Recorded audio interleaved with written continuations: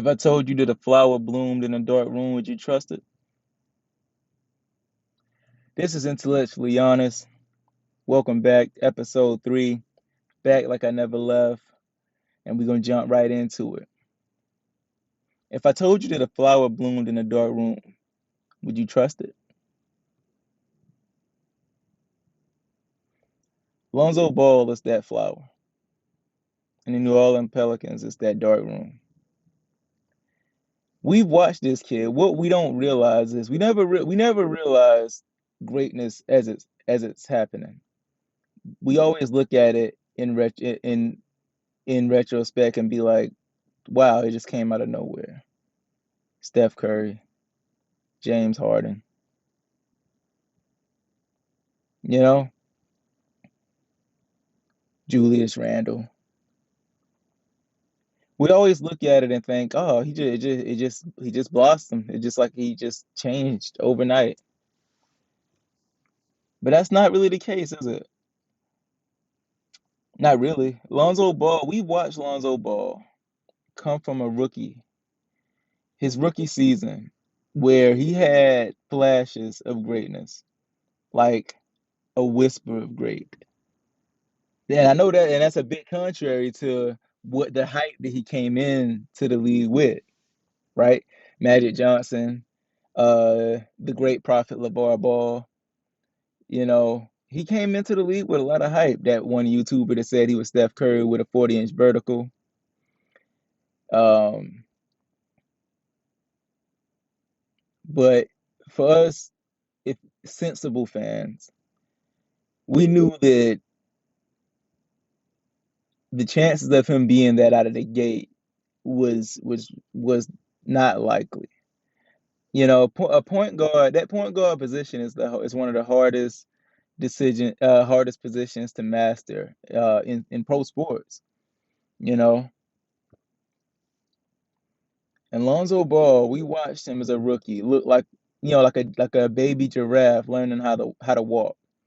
You know, and he was almost getting it sometimes, but ultimately he looked clumsy.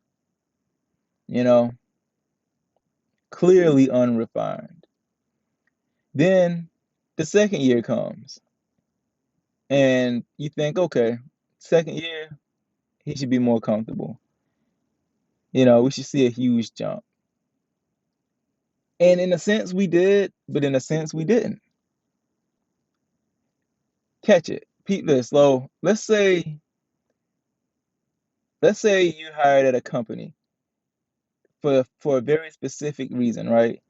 You have a very special skill set that they want to use to take them into the future, right? But then suddenly they hire a new CEO and that timeline gets moved up. Now suddenly they bring in a Hall of Fame, once in a lifetime version of what you are. The thing that you do special, they bring in LeBron James, who's a once in a lifetime player, and that's his special talent too, facilitate. So obviously your growth is going to be stunning, you know. But they still had flashes. He still had that whisper of great, you know. And I think the highlight of that season with LeBron and Lonzo together was that game when they both had triple doubles against Charlotte, if y'all can remember that. So ultimately, his second year wasn't what it was supposed to be, I'd say. And then on top of that, he gets traded. This is a lot of negative events, like a lot of like unfortunate events for this kid, just piled on top of each other. This is a guy who's the number 2 pick overall and was never truly given the keys to an offense. You know what I mean? Not once.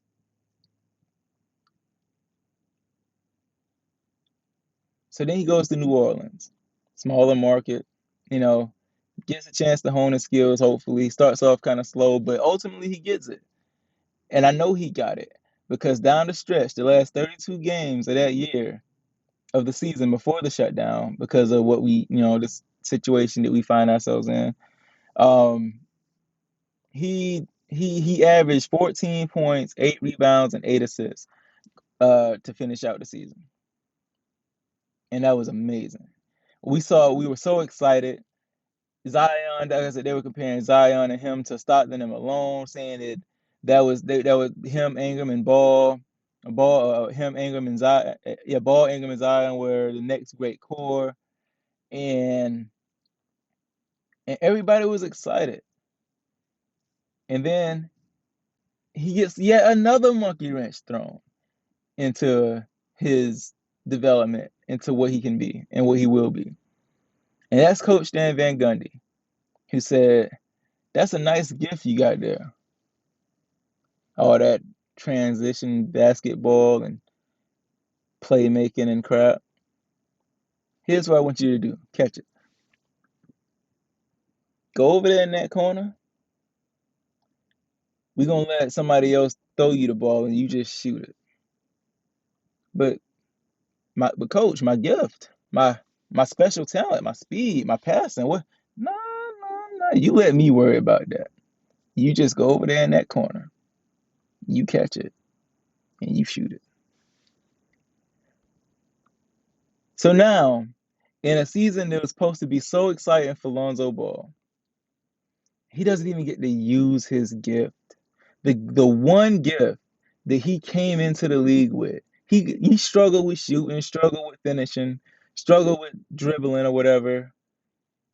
But the one gift, the one special talent that he has, which is transition playmaking, you don't even let him do it. Like, so in a sense, I know I started the video off saying that the New Orleans Pelicans was the dark room. But in a sense, Lonzo's whole career, the events, how his career has gone so far, the outside stuff, the stuff surrounding his development, it's the dark room. And despite this dark room,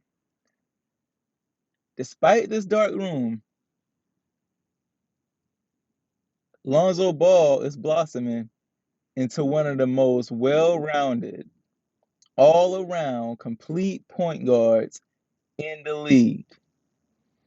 Think about this. Think about all the other top point guards that we've seen and the flaws that they came into the league with. John Wall came into the league, can't shoot. John Wall still can't shoot. Russell Westbrook came into the league, can't shoot. Westbrook still can't shoot. You know, Kyrie Irving doesn't play defense. Kyrie Irving still can't play defense. Kemba Walker, too small, gets exposed on defense. Kemba Walker still, you see what I'm saying? Ben Simmons, can't shoot, won't shoot. Baby. Y'all kind of young. Y'all remember that song? Can't stop, won't stop. Baby.